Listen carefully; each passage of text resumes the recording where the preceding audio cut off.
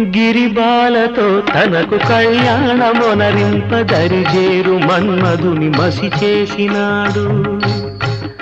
వాడినేది కోరేది వరగర్వమున మూడు లోకాల పీడింప తలపోయు ధనుజులను కరుణించినాడు.